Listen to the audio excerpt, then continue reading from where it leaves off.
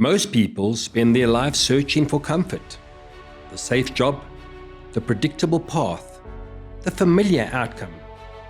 But growth has a habit of living somewhere else entirely. For Andrew Brooking, every meaningful chapter of life began with the decision to leave certainty behind. From Zimbabwe to South Africa, from law to entrepreneurship, from established success to new challenges, his journey is a reminder that most rewarding opportunities rarely arrive wrapped in certainty. Today on Braadcast, we explore risk, reinvention, and why the life you want often exists just beyond the comfort zone you're afraid to leave. Andrew, welcome to Braadcast. It's an absolute pleasure to have you here.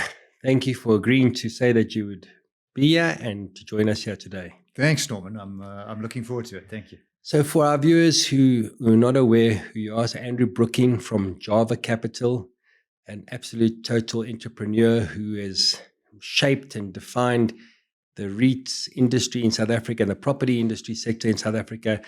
We're going to go back a while and explain your path and your journey, but you have been at the forefront of the property industry and the listed sector for the greater part of the last 25 years. And we're going to love to hear your story and the ins and outs and what happened. And thank you for being here. And the viewers, I'm sure, now got a good understanding of who you are and what you're all about. So, like I ask all the other guests that are on the show, where did it all start? You grew up in Zimbabwe.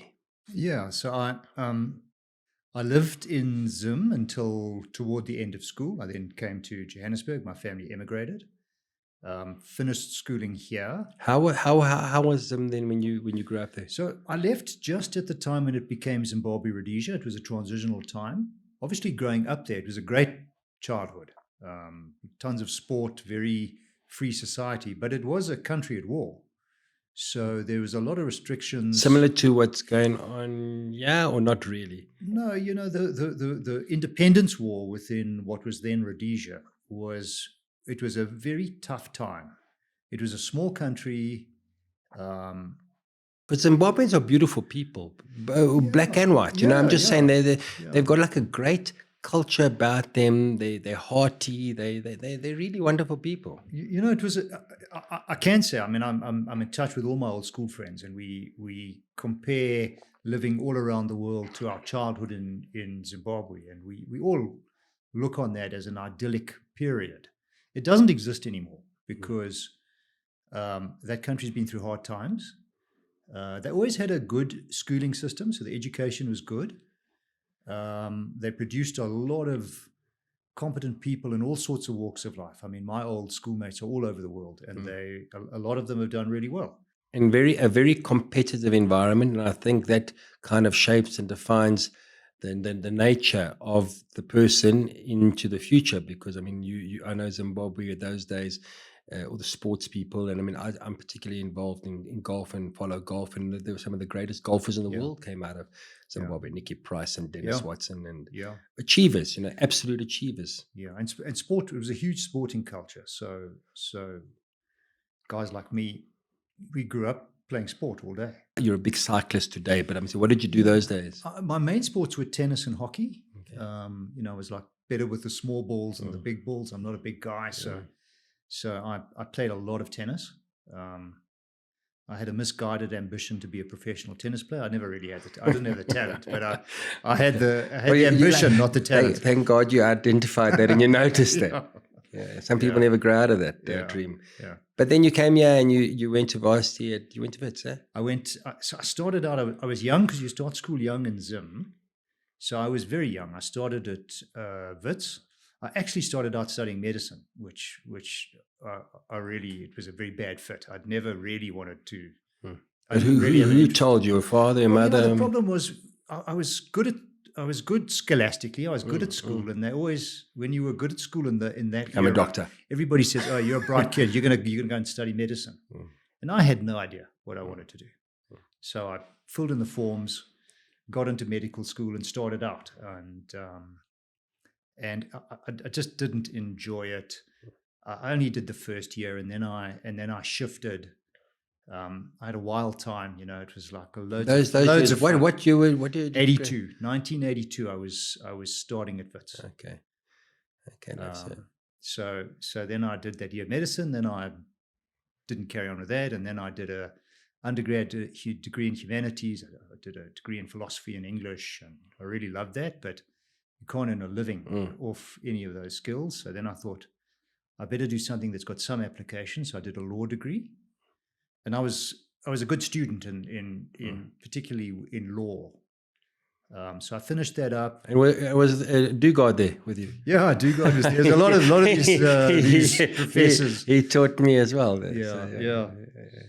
And then I when I was a law student, I had a scholarship from one of the big law firms, from what was then Edward Nathan, and then I started doing articles there, and I was plugging away, working hard, doing all sorts of things in the bowels of a big law firm. And what did you make? What law did you focus in? Commercial law?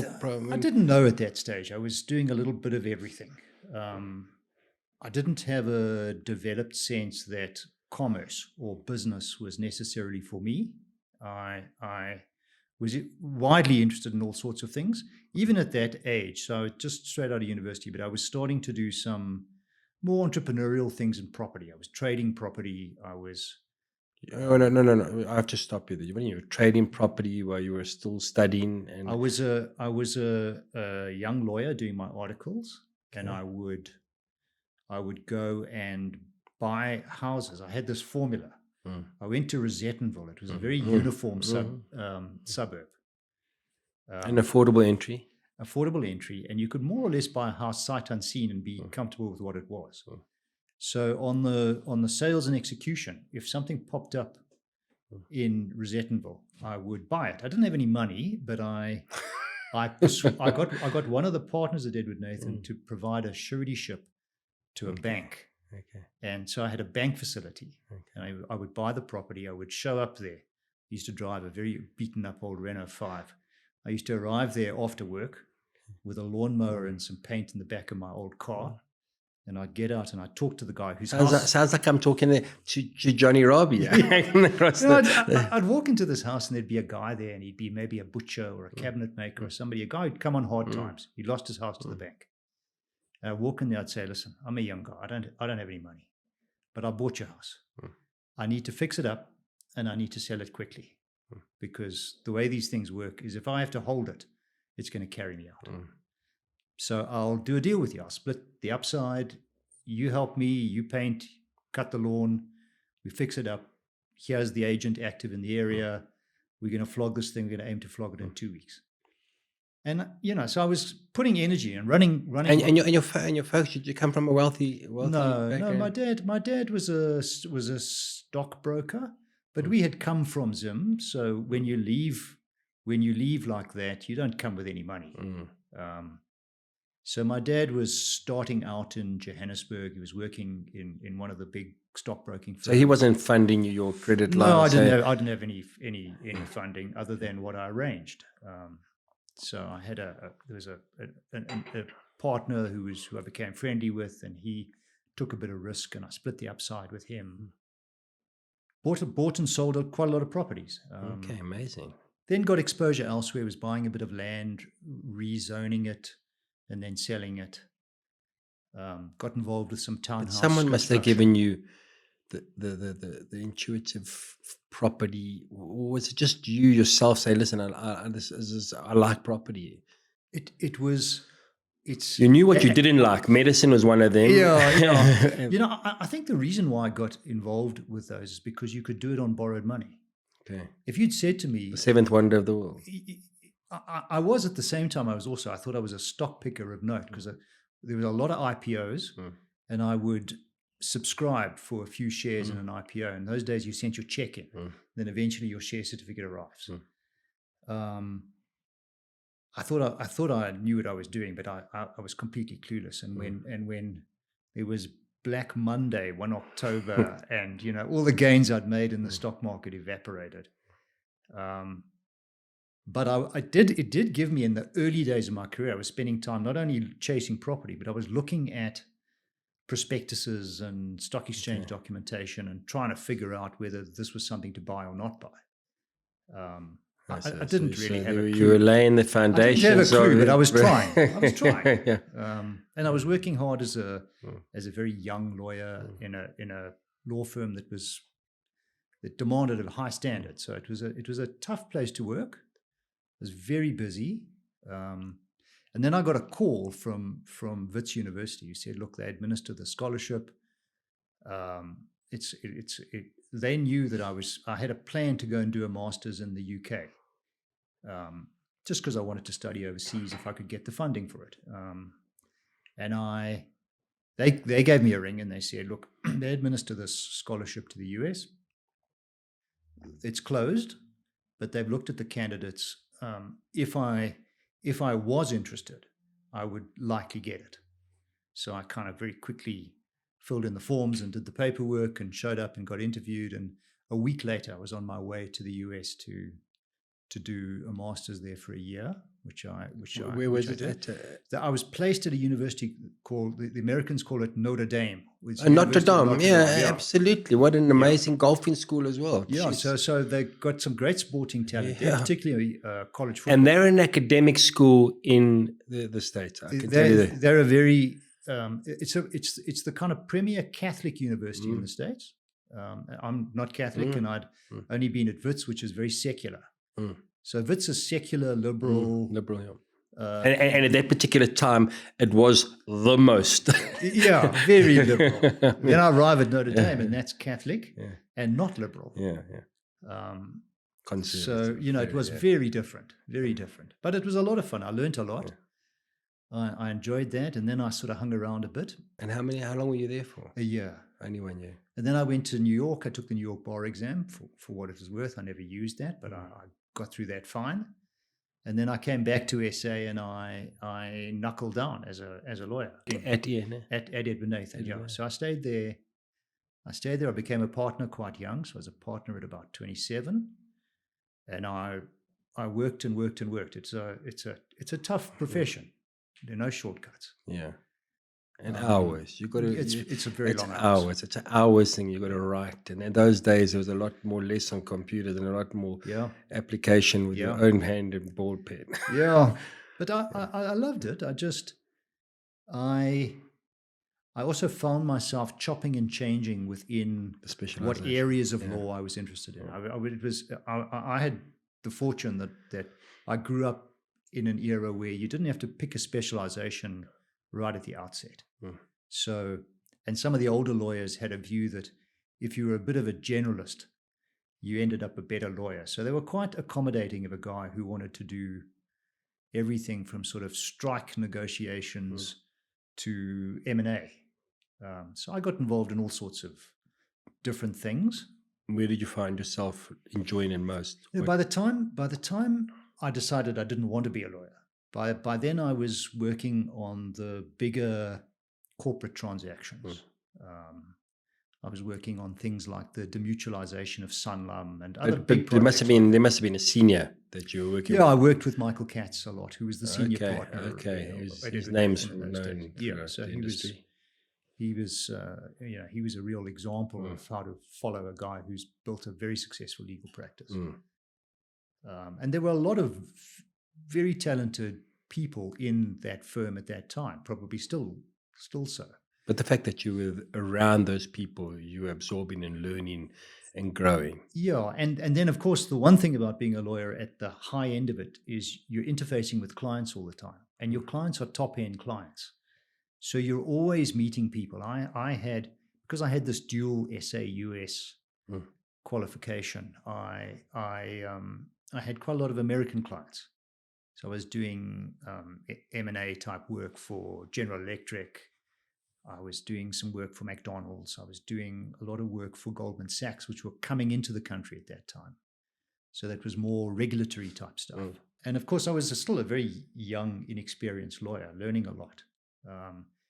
And I worked out, by the time I was about 30, in my early 30s, I worked out that I didn't want to spend my whole life in a law firm writing down other people's deals. I wanted to get out there and be more a person who makes things happen than somebody who's in an office and people come and see him and say, we've done this. You're either the receiver or you're the initiator.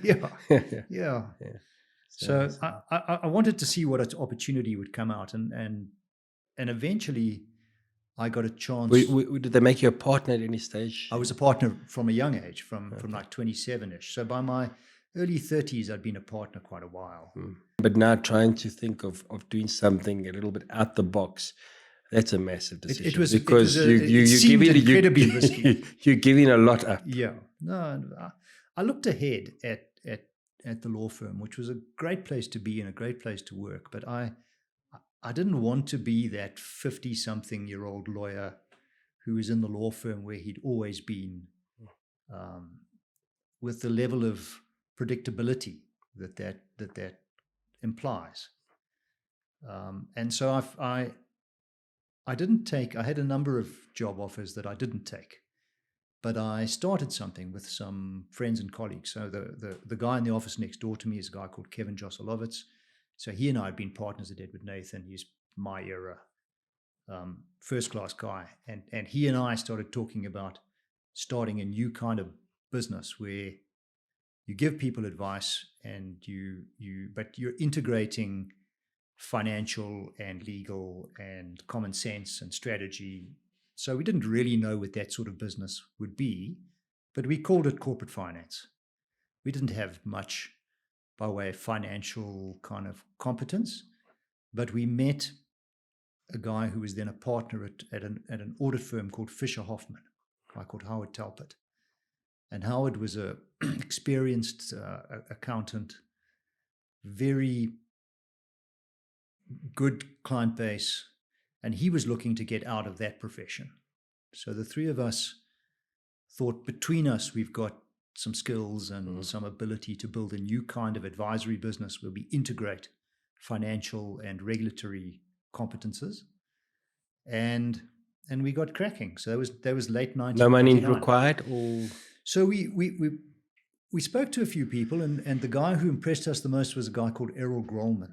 And Errol had been in the early days in Investec. He'd then had some ill health, and I think in his 40s he'd stepped down as MD of Investec.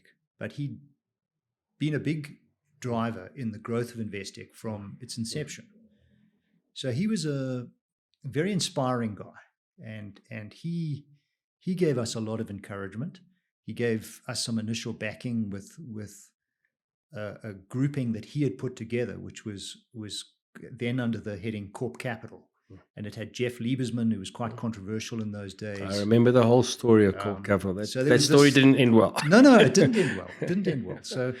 So, but it must have been wonderful in the beginning. It was fantastic, and it was the most empowering environment. And in that mix were people like Mark Wayner, Wolfie Sessman eventually, a number of the guys who've gone on to build good businesses in the hedge fund world or in the asset management world. So it was for lawyers and an accountant looking to retread into the corporate finance world. That access was really very enabling for us. At that stage, I mean, if you take me back there when I was starting in property, I mean, I think there were maybe 12, a dozen listed or unit trusts, property unit trusts. Yeah. I think that's what they were called. They were called property unit trusts. The puts. Yeah. I mean, there weren't more than 12 of them. It was. I think the aggregate market cap in 2000 was about 5 billion rand. Okay. And they were mostly the collective investment scheme type structures. And then you had some of these property loan stock structures. Oh, yeah, PLSs. So you had PLSs and puts, but puts were not popular because the then FSB had jurisdiction over the puts. So the property players preferred the property loan stock structure. So we got involved in that space because we met Mark Wayner. Mark was trying to put Redefine together. We helped with that. So was that your first corporate advisory role? That was our first decent corporate finance mandate. The mandate was to establish Redefine, acquire its properties, Now, at that stage, Redefine wasn't funded. It didn't have a balance sheet. So you had to bob and weave and find ways to buy properties for shares where you haven't created the shares yet. You had to run around and find some bank debt, etc.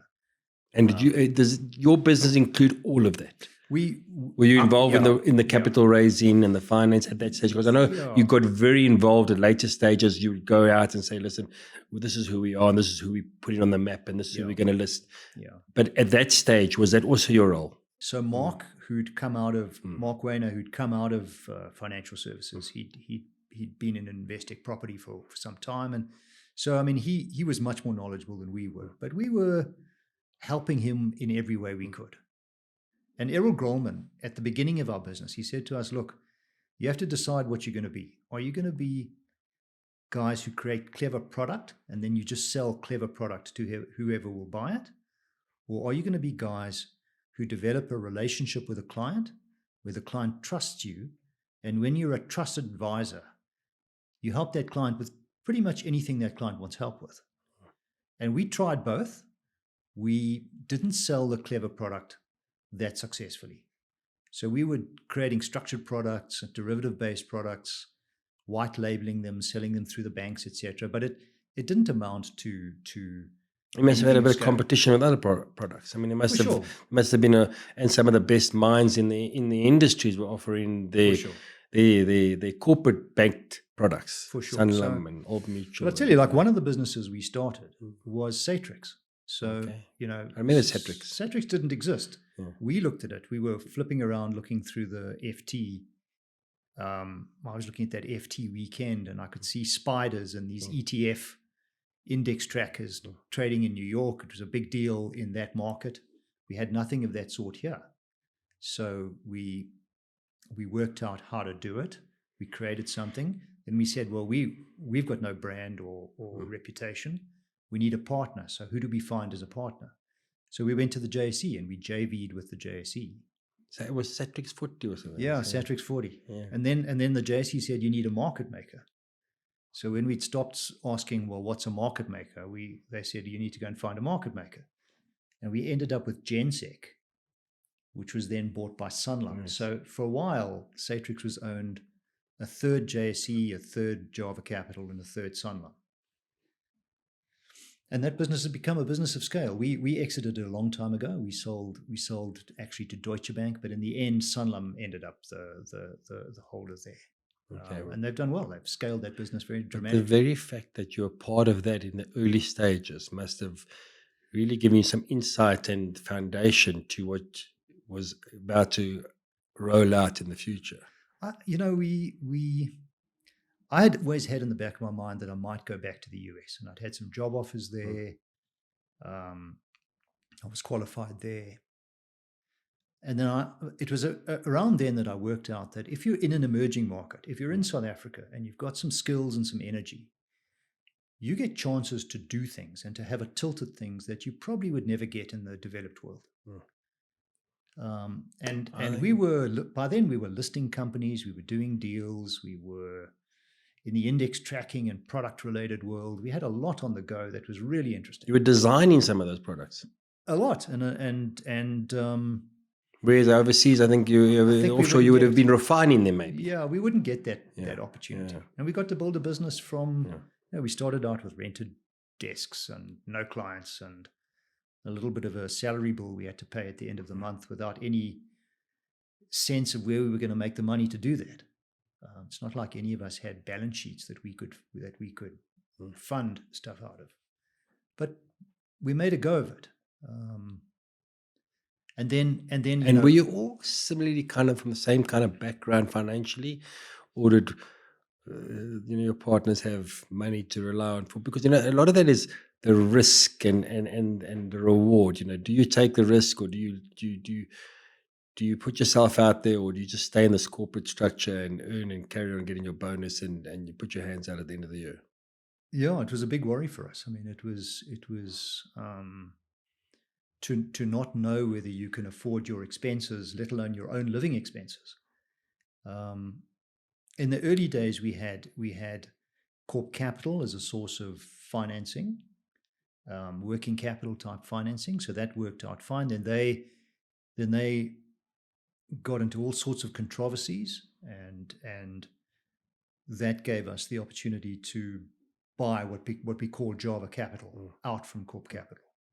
So from then on, we were on our own entirely, but we were sufficiently established. It took us a short period of time to be able to pay the bills. So the first part of the corporate advisory in the listed sector was Redefine, and then shortly thereafter, everyone was coming to you.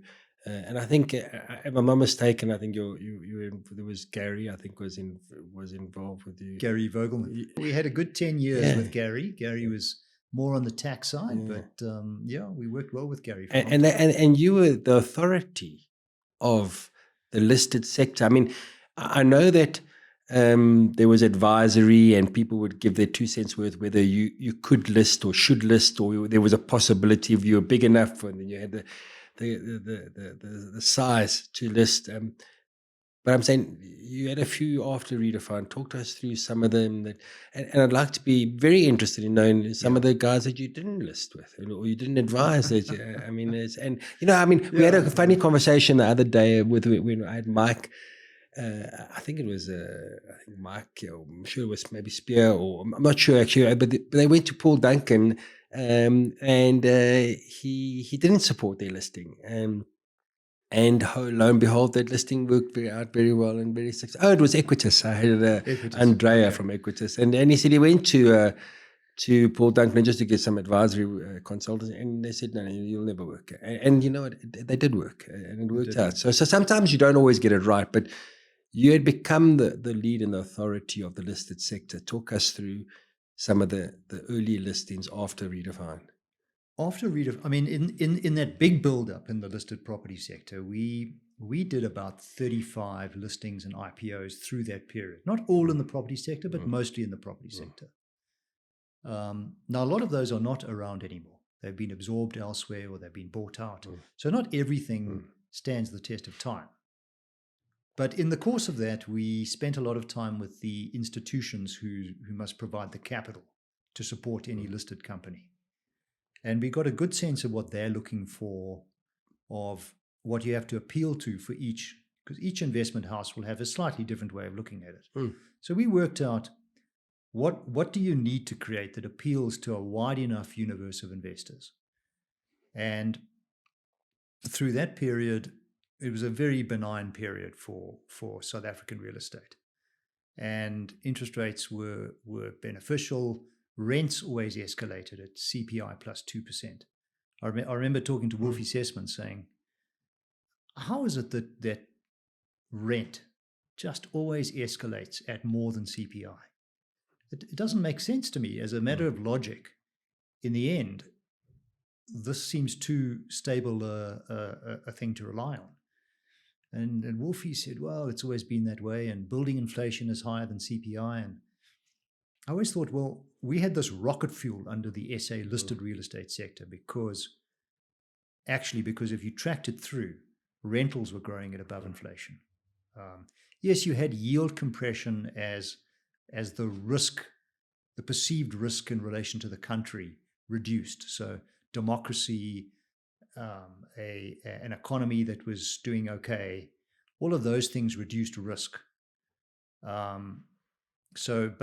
really, it was growth in the underlying income that was rocket fueling it. And in the years leading up to 2017, the SA listed real estate sector, for some of those years, over a 3-year patch or a 5-year patch, it was the best performing asset class in the world denominated in dollars. So the returns and the ability to create wealth were quite significant through that period. In 2015, we had that debacle of that speech of the weekend.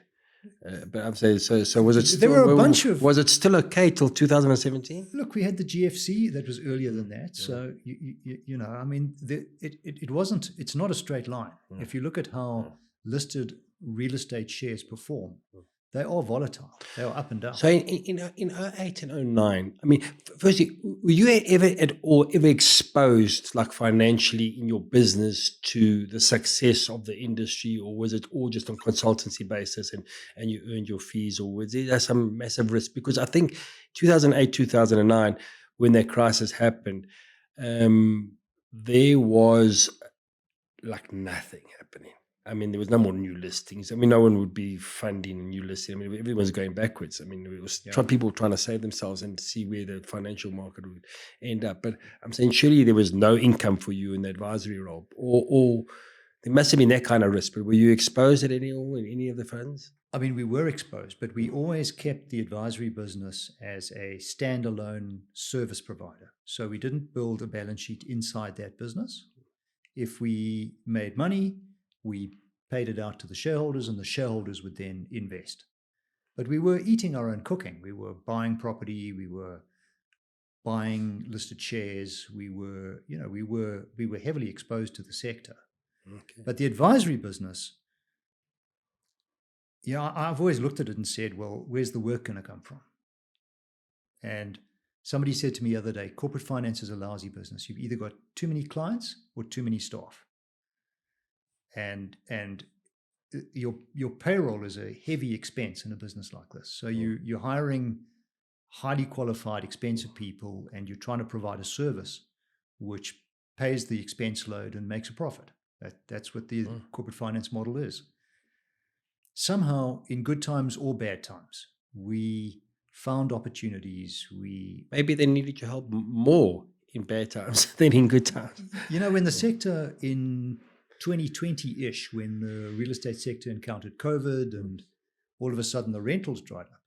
And now if you own investment grade real estate, but you can't collect a rental on your real estate, you really don't have a investment thesis. So you didn't only list and give advisories to the listings and then like part ways and say you carried on being an advisory to the listed sector. Some of the funds. We always said we'd sit with a team that was looking to list, and we'd kind of evaluate whether we could work it into a recipe that met the requirements of the universe of investors, or at least enough of them to get it off the ground. But we always said we like this real estate space because it's capital intensive. You need a lot of cash to build up a decent size property portfolio. So for corporate finance guys who raise money, that's a good component of the sector. So we would say to clients or potential clients, we would say, listing it's not an event, it's a journey. So what we do is we will bring you onto the stock exchange. We will raise you some initial money. Now we're out of the starting blocks. We'll help you every way we possibly can to create a track record and to present yourselves in a way that's attractive to investors. And we will we'll either help you buy or sell assets, or we'll help you raise more money. But our expectation is we're going to walk this path with you over many years. Okay, so that's news for me. I didn't know that you continued and did that. Yeah. I mean, it's actually quite interesting for me. I've now learned something new because I thought you kind of got to that stage and you parted ways. Talk to us, and you spoke about the whole industry change, and we mentioned it, the REITs, and you're a legal mind, so you were very involved with creating the REIT structure of, I think it was in 2017 or 18. Probably a bit earlier, or like maybe 2013. 13, okay. Yeah, so a little while back. But you were very involved in designing it. I think also, I think the head who drove it was Estienne de Klerk from Growth Point was very involved. But how did that come about? And I mean, you saw an opportunity there and you guys pushed hard for it. Yeah. Was that from global? I'll tell you what happened was at that stage, it took about 7 or 8 years to get the REIT statutory framework finalized and implemented. But that process started with SARS writing letters of demand or interrogations to a number of the REITs. So these guys were our clients. We were helping them with anything we could help them with. And a number of them came to us and said, look, SARS is saying we pay out our profit as interest on a debenture, but that's not really proper in terms of tax. So SARS is saying that we owe them a lot of money and they're calling for a lot of information, and how do we handle this? And that was all due to the kind of the artificiality of the property loan stock structure, which it had some weaknesses to it. So we got involved there. We were brought in to help the Property Loan Stock Association. So that was the collection of all of the REITs. And we just really got involved in motivating to National Treasury. Initially SARS, but SARS directed us to National Treasury. SARS could see that this problem was big enough to be systemic.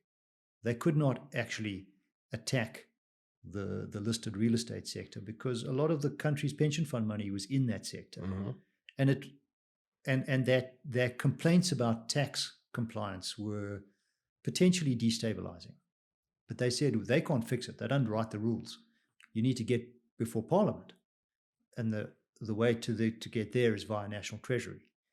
So we spent many years at National Treasury motivating initially for why should real estate portfolios enjoy this kind of REIT dispensation?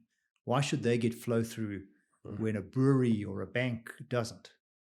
So we spent a lot of time looking domestically and internationally at REIT and REIT structures and what makes sense for real estate. Why does this kind of structure work?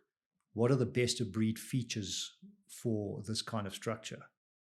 So for us as a bunch of advisors, it was a great exercise. It was not a lucrative exercise, but we learned a hell of a lot. And I guess we made good relationships with a lot of the REITs.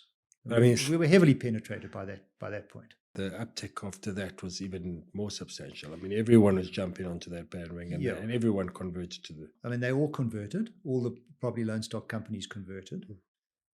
It was a great time in the markets. Obviously, there were times when there are peaks and troughs in that great time. But overall, up until, I say, about 2017, 2018, where you saw things level off and you saw real headwinds come in, overall, the climate was good. You couldn't necessarily say for sure that you could list a company on March the 15th and you'd get the money. But if you constructed your potential listing and your potential IPO in a way that had some flexibility, I mean, most of them were oversubscribed. I mean, a lot of them were at that time when it was running nicely.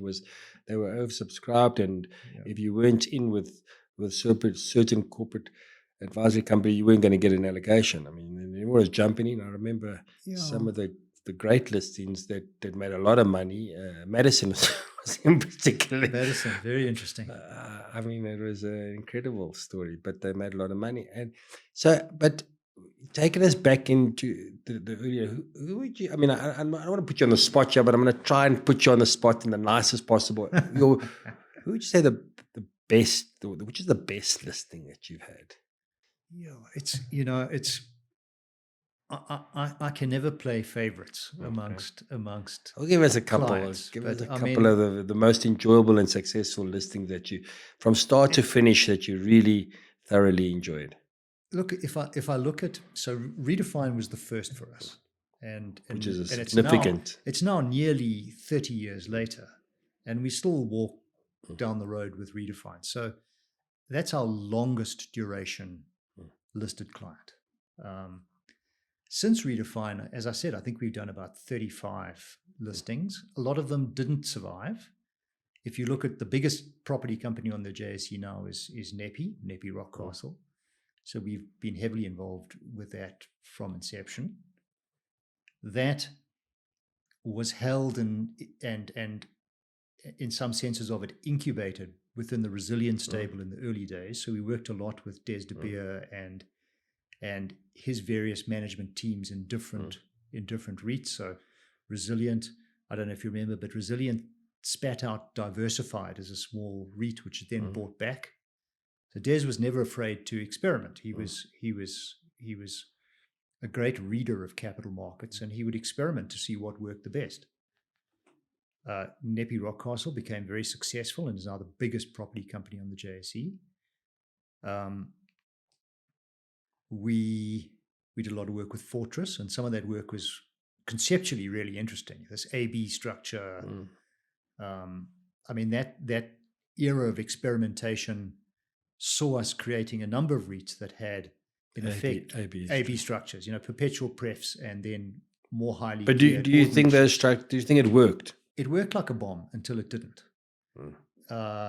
You had your pref share, and then you had your B shares, you which had your were pref and your a lot ord. more. And if you look around the world, REITs list many different components of their capital structure. So many REITs list their debt, so they access their debt via debt capital markets, not necessarily on a secured basis from a bank.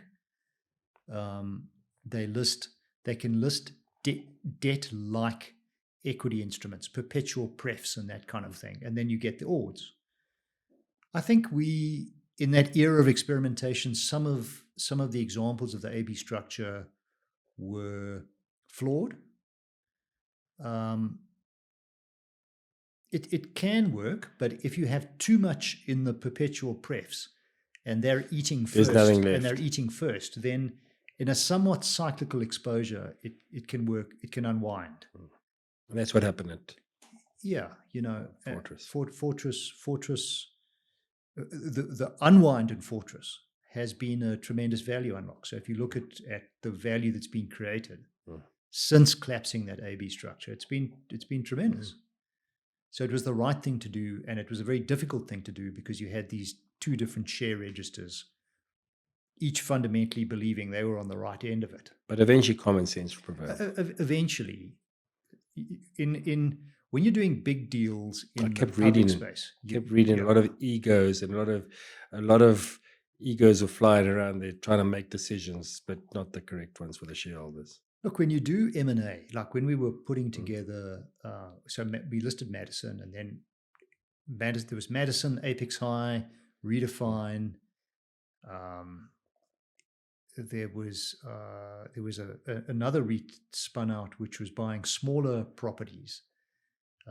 Also ran out of road and got bought back in. But so Mark and his team were very entrepreneurial. I don't know. Begins with a P. Can't remember it at the moment. Never got to size. Yeah. But it was an interesting thesis. The thesis was, in the slightly smaller properties that are not of interest to the REITs more widely, there's an opportunity there to just buy into these smaller properties at better yields. But to get to critical mass wasn't possible.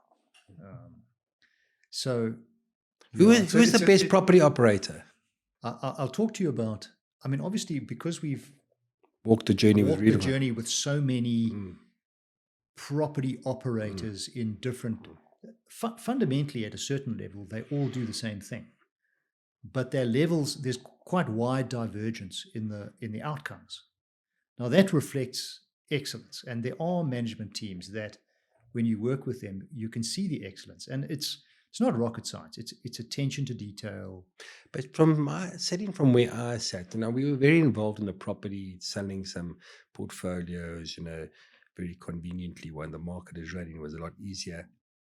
Dealing with management, dealing with CEOs, dealing with the asset management companies, they're making the decisions. A lot of the time, we were dealing with property people that understood a square meter and an expense, and a lot of the time they were corporate advisors, they were corporate finance people, they were actually accountants that actually didn't have like an understanding of property. Now, you must have come across a lot of those different CEOs or people that, like, take an example, like Mark understood property, Des understood property, I think better than anyone. But there came a time where the listed funds, there were not enough property expertise people running, but there was a lot of these funds that were being listed, and they needed corporate finance accountants to run it for them, and that's what they were putting their hands into, a financial person. The difference in who would you back, a financial person or a property person in this sector? I mean, there's no question that you need real property nous to run a property investment business.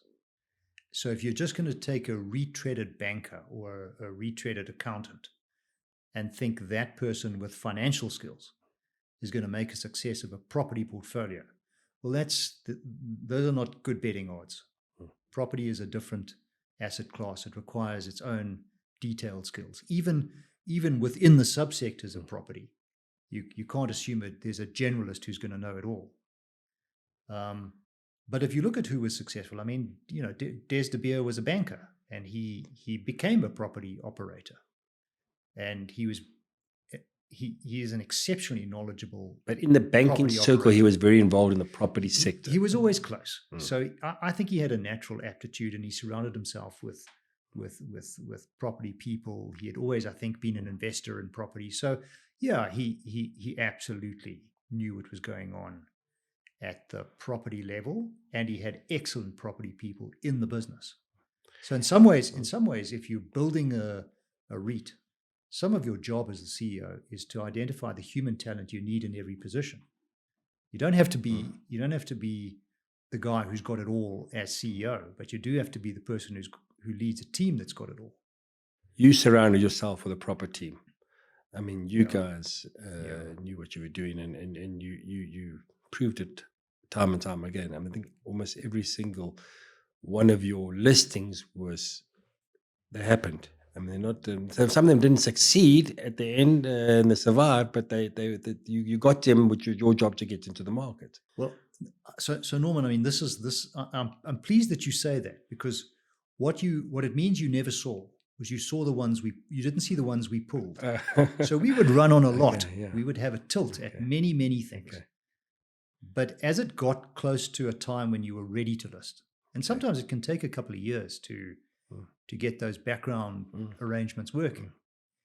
But if it doesn't come together in a way that's compelling, we wouldn't proceed. Withdraw. And we had lots and lots of time and energy and effort. We would invest sometimes years into creating something with a view to listing it and creating another new client. Only to pull it. We would pull it. Mainly management decisions, or was it the product that they were offering the market? What were the main decisions to not proceed? I mean, there must have been some certain repeating, like with your signs that you saw that this wasn't going to work. You have to have the right people in the mix, and they must not only have the right capabilities, you must have the alignment correct. So what you can't do, in the early days, in the sort of maker REIT world, you'd have people who may or may not have deep property experience, and they would be the external managers to a fund, and they would say, Andrew, you go and find us the money and we'll find the properties. Now that kind of maker REIT model, that's not likely to succeed. In a booming market. That did work. You might get away with it. You'll get away with it once or twice. Yeah. But that's not a recipe for success. Yeah. If you don't already have a portfolio and a demonstrated track record, and the external management model, which used to be popular, became unpopular. And rightfully so, I think. I think that you've got to have it internally, kind of. I mean, I used to chat to Wolf Sessman in the early days, because Madison was the external asset manager to High Prop, Apex High, Redefine. And I would say to Wolf, what's the rationale for this external manager? And he would say, well, these then small companies would not be able to afford this management team on an internal basis. So external management, it makes good sense up to a certain size. Even above that size, for me, how you provide the management, the sort of contractual model, whether you're an employee or a service provider, that shouldn't be definitive. What should be definitive is that the job you're doing, whether you're a contractor or an employee, the job you're doing is a really good job.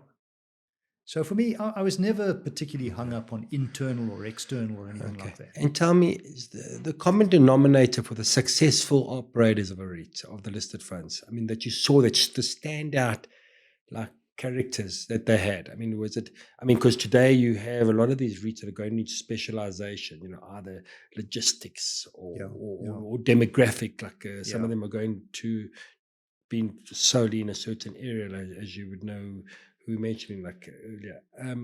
But I'm saying there needs to be a certain character of these leaders or these business people, entrepreneurs that succeeded. What did you find, and what did they have that made them be successful? Yeah, I don't think there's one tray that is important. It's more about you have to combine a number of different strengths. So you have to be able to lead people. And that's a skill on its own. You have to know what you're doing with relation to the asset class. You've got to have property skills. You've got to be able to. I think you've got to have proper people skills. And if you're in the public markets and you're dealing with investors who buy listed securities, you have to engage with your universe of investors in a way that gives them confidence. And that's partly an ability to sell. So you've got to integrate all trust of those and a things. sales issue. Yeah. And I have to ask you this, and I don't know if it's like a bit wrong, but I'm saying that Growth Point was the REIT for a long time, like the top listed fund. But their share price has just like stayed there for you. I mean, what is that all about? Look, they had a successful strategy, and the people behind them are wonderful human beings, and they really are champion guys. But why has the market been? What's happened to the share price? Why has it stayed there? Well, I mean, it was the biggest SA REIT, and they were kind of unashamed about that. That was their strategy. We're big, so you're big, you're liquid. If SA investors want property exposure, they're more likely to buy Growth Point because it's a proxy for the market as a whole. And they were quite good at deals. They did a number of deals. We were sometimes on the other side to them, like when Mark Wayner was having a go for Fountainhead. Growth Point was on the other side. It's quite a contested deal. So they did buy. They did some corporate activity at various levels. I think the market perception is they are diversified. Diversified is less popular than specialized because the view is specialist skills will drive better returns. So diversified funds do start a little bit on the back foot. Then I think they bought much more than they sold. So whenever you're buying at a corporate level or at a portfolio level, if you're not trimming at the fringes, if you're not getting rid of the non-core, then ultimately your portfolio underperforms. So I don't know whether that's part of the Growth Point story, but I know that from an outside perception, there would be that business would have performed better if it had sold more of what was not core to it. Core, yeah. And they got hurt with this COVID and as did just about everybody. I mean, office has been very underperforming. It's been unpopular. It's difficult in Joburg. Cities go up and down. I think Joburg will come back. Joburg probably represents tremendous opportunity right now. Absolutely. Absolutely. I mean, I think, I always say the spread between the guys that are leading the front, which is like Cape Town and other parts, and particularly Africa and Europe or whatever it is, the spread between the cost of the rentals and the building and everything in Johannesburg must be at a rock bottom low. And I think there's a massive way we're going to go upwards. That's my view. I might not be wrong, but I can see it in the sentiment of people buying and things like that. Look, and we've seen, so there was a time when Africa Rising was a big theme. At one point, we were running with 3 potential IPOs, which were a kind of a pan-African proposition. And a number of the SA REITs were going into Africa, going either into East Africa or West Africa or Sub-Saharan around kind of Zambia. There was a lot of South African money going into what were considered to be dollar correlated returns off real estate in African markets. And we all know the demographics. I mean, the future for Africa is bright because its demographics are going to put it with increasing a growing market. Increasingly, the rise of Africa will be will drive where the action is. But those experiments, those forays into Africa, South Africans taking South African capital, South African expertise, building elsewhere in Africa, those mostly didn't pan out well. And you talk about Africa. What about Europe? So a lot of the listed funds they said, listen, there's nothing left here in South Africa to invest in. Everything's been competitively taken up by the other listed funds. Let's go abroad, and there must be growth in Europe and America. Has that been good overall? I think from what I've read, it hasn't been so good. There've been absolute success stories, and there've been failures. Overall, I would say the South Africans have done well in Europe, particularly Eastern Europe. Nepi Rock Castle was largely built on South African capital and had South African or ex-South African individuals associated with it forever. So that's been very successful as a aggregator and a builder of retail in Eastern Europe. You always have to be concerned with, as you know, real estate requires local knowledge. So to think that you can fly into a country and have a look at real estate and make a quick investment call on what is or isn't good, that's you have to be very brave to do that. So I think how you went about forays into other markets, partnerships, joint ventures, local partners, local presence, build a good local platform and invest in the local platform.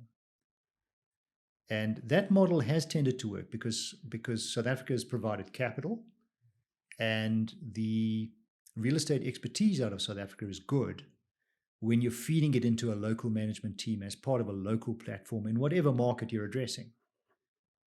And there's been a lot of great work done by South Africans. I have to ask you, direct property owners that aren't listed, they're obviously not listed and they owning, your advice to them, do they have to have a certain size or should they list? Because I know that there's a lot of private owners now that have tried to get the REIT status into their portfolio. Your advice to them at the moment, would it to stay as a non-listed vehicle or to be listed as a REIT? I would say firstly that if there's anybody who owns a portfolio of scale who likes the REIT characteristics, then they should get in touch with us because we have ways. We have ways of assisting them with that. Yeah. But whether you want to be a fully fledged listed entity in public markets, that's a big decision. It's not just because reporting. It adds to another side to your business where you've got the property portfolio, and that's one side of the coin. But the other side of the coin is the capital side of it. So what does your balance sheet look like?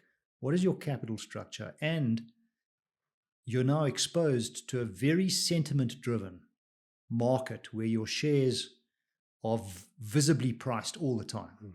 And you are not in control of that. And that's impacted by factors that have got nothing to do with the health of your business. Okay. So you can be That's my next question I want to ask. That's a tough journey for many property players who are used to a more stable and predictable world. If you want to play in the listed space, you have to be a property player, but you also have to be a public markets player. And that does take a particular experience and expertise. You can always get people like us who've spent our whole lives in public markets. We can always help, but you have to want to be in that space. I found sometimes that in the listed sector that you've done an amazing job taking these, you've properties and listed these companies, but the net asset value, the valuations of some of these properties. I'm not saying against the share price. That's not, but I'm saying against what the reality is. That sometimes, when I look at certain things, and I'm not don't want to be too critical over anything, but I'm saying, do you think that there's a fair reflection of it as it goes today? Because at one stage they were grossly overvalued, and I think it was spoken about publicly, and it wasn't me. It was what you read in the newspaper. I'm just a normal guy reading what I'm reading. Yeah. But I'm saying today, I think there's been a massive correction to try and get that right. Years ago at the first REIT conference, the organizers got Sam Zell, the American REIT, massive success story in the US in REITs. And he was an absolute doyen of the REIT world. And there was a dinner before the REIT conference kicked off, and quite a big dinner, and some of us were there. And somebody asked Sam Zell a question. What do you think is the importance of NAV per share? And he said, I think it's irrelevant. I sell a share on yield and growth in yield. So I'll give you a dividend, and then next year that dividend must grow. And that's the metric on which you price my share. Am I sustainably delivering you cash flow that's attractive? Okay. Because NAV is one person's opinion at a moment in time. That person is susceptible to being pushed one direction or another direction. We don't have enough data in this market that the value of opinions are, it's not science. It's a guess. So if you put too much importance to one person's guess at a moment in time as to what a property is worth, then I think you're being misdirected. That Sam Zell book, you read it. Yeah. How amazing. Yeah. What a story. No, amazing. I mean, I'd love to have him on. I think he's still around. I'm not sure. He's died. He died a couple of years ago. Yeah. A couple of years ago. What a story. I remember giving that book. Incredible. And I mean, the teams going forward, your team that you got around you, your vision for South African listed. I mean, you're still very involved. You're part of, I think Peregrine are your partners in Java Capital many years ago. They bought into it. I mean, saying,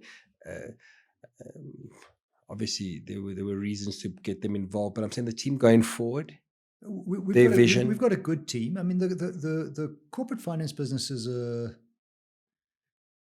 in a business like Java Capital,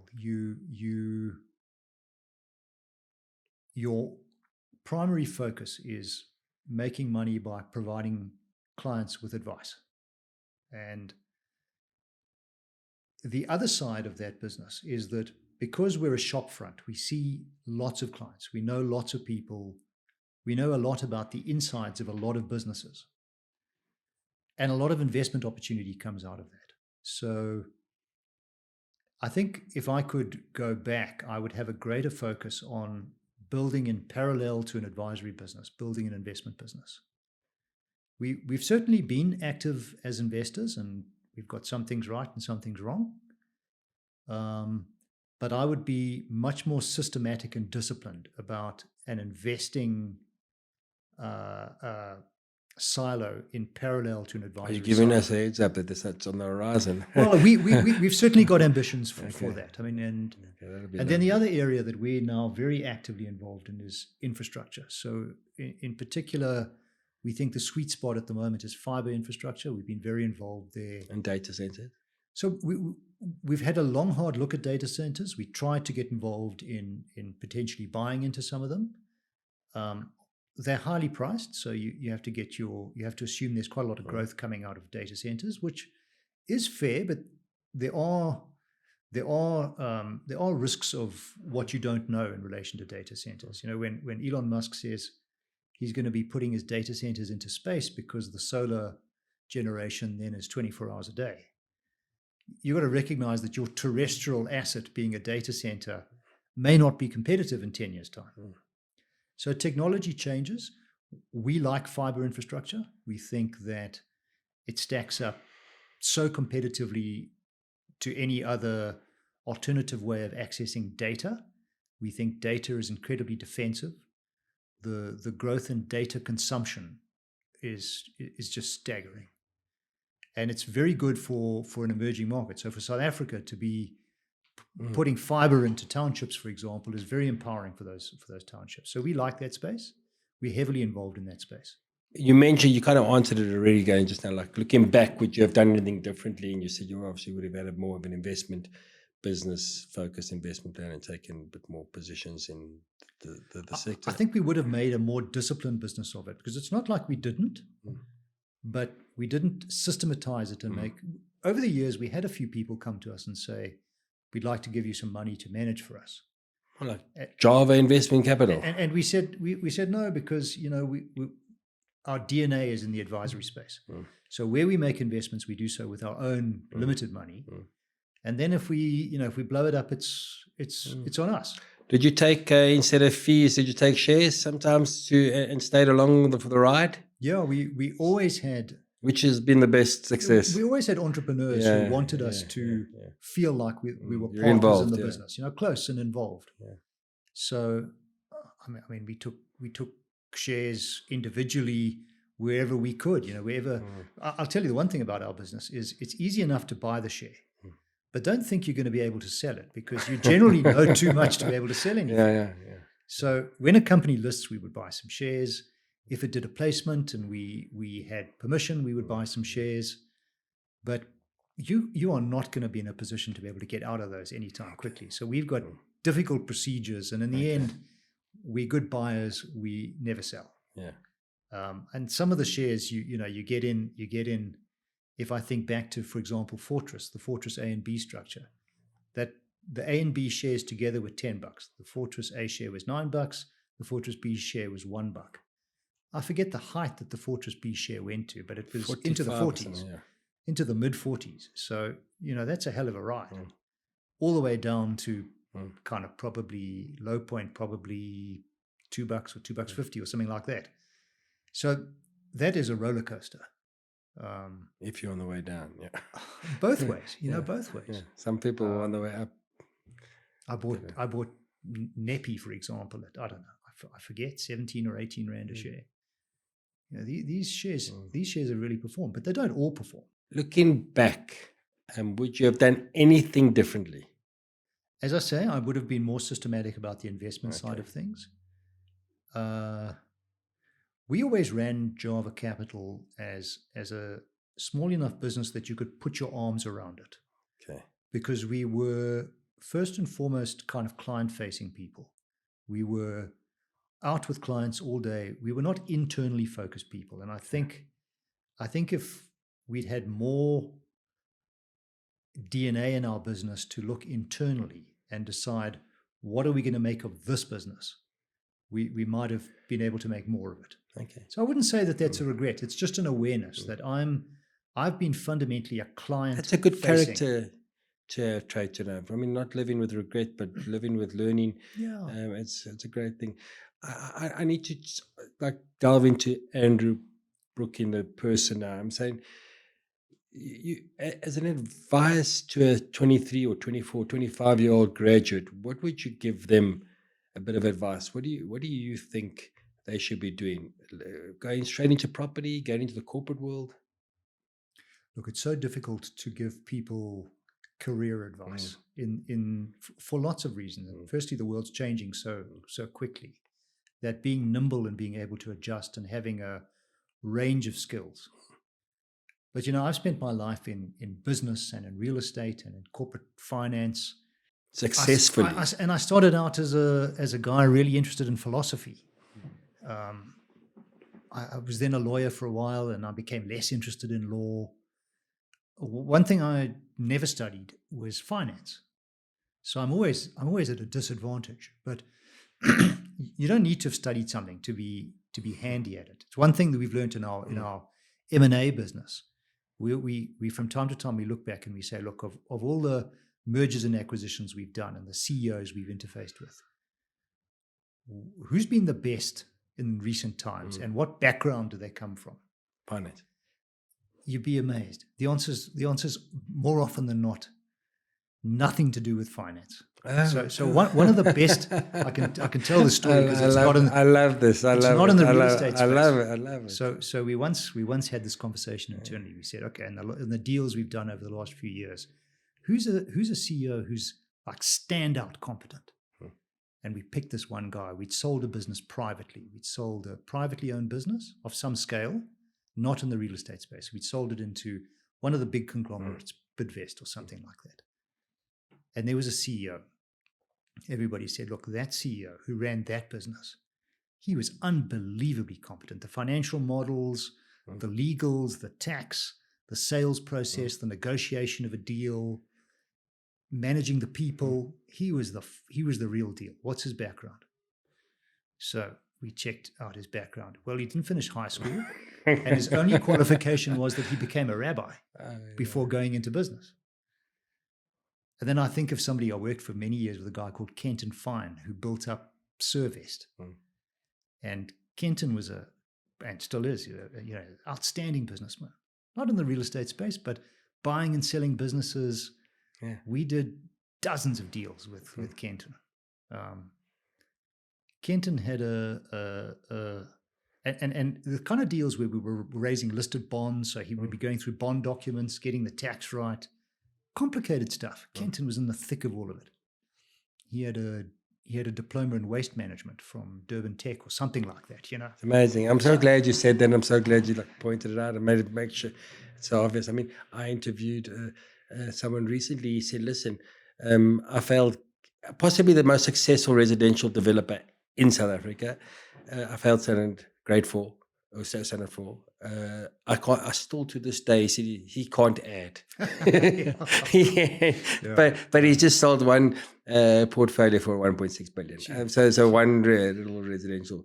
So, but Norman, to get back to the youngsters, I mean, the one thing that we always talk about in our business is we say one of the clear sort of two types of people that we distinguish between is some people want to operate in a comfort zone. They want to become expert in a particular space, and they want to work within that space where they're expert. And they get increasingly expert, so they get increasingly useful, but it's about the comfort zone. Other people are prepared every day to work in spaces where they don't have a full understanding, where every day they're pushing the envelope of what they can do and what they can understand, and they're going into arenas. Uncomfortable zones. They're going into arenas where they don't know what they're doing. And what is amazing is when you look back over 20 or 30 years and you look at the person who stayed in the comfort zone versus the person who pushed the envelope every day, and you look at the difference in what they end up being after 20 or 30 years of compounding that attitude. So we like people who can play outside comfort zones. Well, your biggest growth, I say, comes out of your comfort zone. Yeah. And I think that's testament to what you're saying. So that's amazing. I mean, you mentioned the words philosophy, Jarvis philosophy, your philosophy, just in a sentence or a word for our viewers.